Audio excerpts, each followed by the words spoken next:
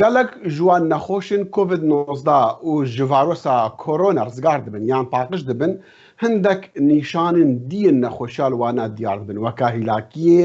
تەکنەفەسیە و گەلک جاران ماسوولکەین وان ژی دئێشن. گەلۆ چەند دێ ئەف نیشان خەتەرن لەسەر وان نەخۆشان و چارەسەریاوان وێ بساناهی بایاننا بمەڕە بسکایپێ ji کۆلمبس ئۆهایۆ دکتۆر هەڤاڵ سەعدوڵا پزیشکی دل و هەناوان. دکتۆر هەڤاڵ سپاس ji bo we erê ev tişt min bi rêz kirîn. Her evin nîşanên li nexweşan diyar dibin piştî sax dibin ji koronavirûs yan tiştên dî jî hene. Evê nesaxiye em dikîne sê beş. Hindekî şwana yê tên dibêjine mayal den yani piçek vê nîşanê tenê kêm in li wana ew jî behrapitirî şwanan in 8 şwanan in ya hind yê nêzîkî dibêje 10 heta 15 sadê bêjine wana sevîr hindekî şwana yani zêdetir in nîşanê li wana derdkevin ew in evê bêhna wana zîtir tang zêdetir tang bin yani evê xesta da و یه تین اوید بجن کریتیکل اوید بجن گلک اوید بجن ICU وانا دا اوید سر ونتیلیتر وان تشتا نشانت وانا جدانه اوید تین بهرا پتر وکی مگوتین دی او بتن بهن تنگیه هکر سریع مثلا بونمونه بگرین سر ایشانه بهن یعنی وکی دفنا مرووی تیتا خاری حفکا مرووی دی سوجتن چاوید مرووی مثلا دی خورن بونمونه هکر تو هاتی خاری سینگی دا دیشتن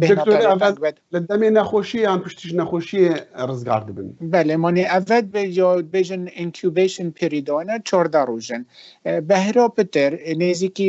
ڕۆژە 5 چارێ 5 ئەف نیشانێ تەنێلوانە دەرکەون و ئەو ڤایرۆسە هەنێ بۆ چیزی بەلاوی بەهرا پتر گەلە کندێک جاهای کشوانە کوردستانە چونکو گەلە کشوانە نوکەمت بینین حتا ئەف نیشانێ تەنێلوان نەبن ڤایرۆسێ لوانایە بجا نه اللهی او تشتی هنه یعنی افنیشانی تلوانا من که بیشن ویروس نه کما گوتی اوه ایکش وان آلو زابی بود چی او ویروس هنه زیدت بتن. بله دکتور هەڤاڵ اف نیشانین کو ام بحث دکین خطرن زوده نه چاره سر کرن یا نه؟ بله که نیشان بخو نه خطره بس امی بیشن بو نمونه هکر ایکش وانا اوید الپشتیوان ام نوکه بحثا و نشانات کین اوید الگلوانات بینن بیجن با نمونه هکر ایکشونا بهن سحنه کر یا حاسا یعنی یا دفنه وانا هکر الجهه که بتن بیجن غازک بتن بیجن تشتک هکر سحنه کر ده بنا حستن ده تلافه بتن هکر ایک مثلا طامه سحنه که تشتک نباش خاره و دیک راسته و بو خوشیامه بس هر اکید بیجن جهد پارسترنامه جی پیته تکرنه یه تین اوید بهیزد بن اوید ضعیفت بن او ده تاثیر الوانا کتن که گلک باشد بن اوید ما گوتین اوید سر میننت ICU وانا دا سر ونتیلیتر وانا دا گلکشون وقت زفر نمانات بینین وقت اینا بو کلینیک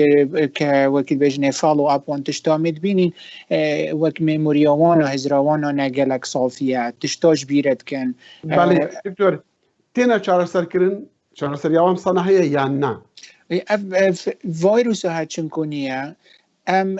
وسط بین وان نساخ یا وان نشانا که ویروسک دی بله یعنی احتمالیه که هی نوه که وان ویروس دی بتن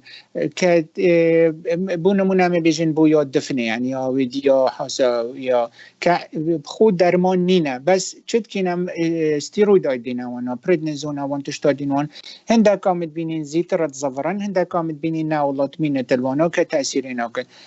یعنی جواب کرتی بو پسیاراته نینه یا ویده او جی ویروس آنده چتن بس یه تشتی دیه ضعیفاتی افتشتی تنه اکید بیشن فیزیکال تراپی افتشتی تپید ویدن. بله من بیستی اگر جاری هندکا گوتیه کو بونمونه پرچوان تو ولی میان تشتی به هر حال دکتور جبرچی تبحث هری ما کورسانه عراقی کرد جبرچی ویروس لودری گلک بلاف بو خلق طيبل جي وان هامد ما هي گلک پید کردن. بله کردستان هر نوع و هر جهه که بد حتی بیشن نیویورک بتن حتی بیشن ایتالیا بتن حتی بیشن هر جهه که وقت بیشن اساسیات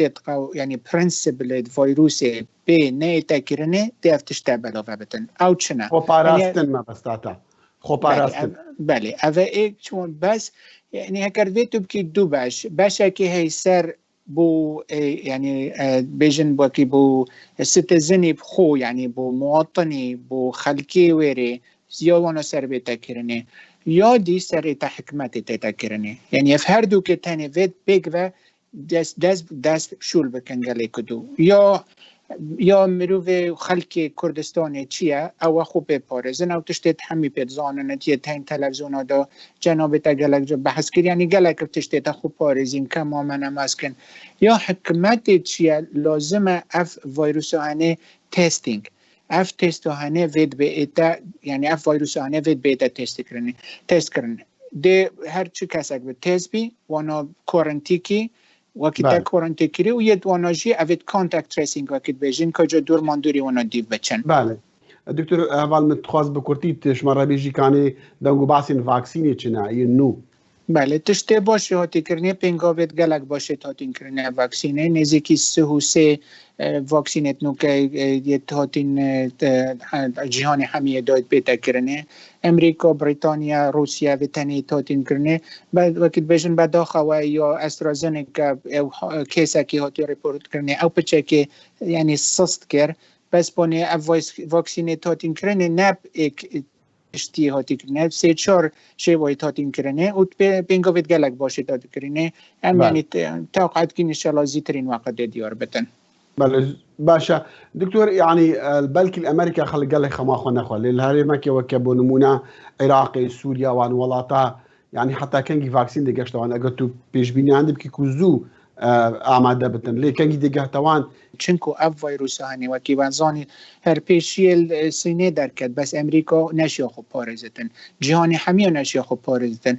جبر هند اف يعني امریکا زانت بریتانیا زانتن وید کردستان وید سوریا وید وان همه جهتنه بین علاج کردن واکسین بوانا بچتن حتی خوب پارزن جبر هند اف يعني راست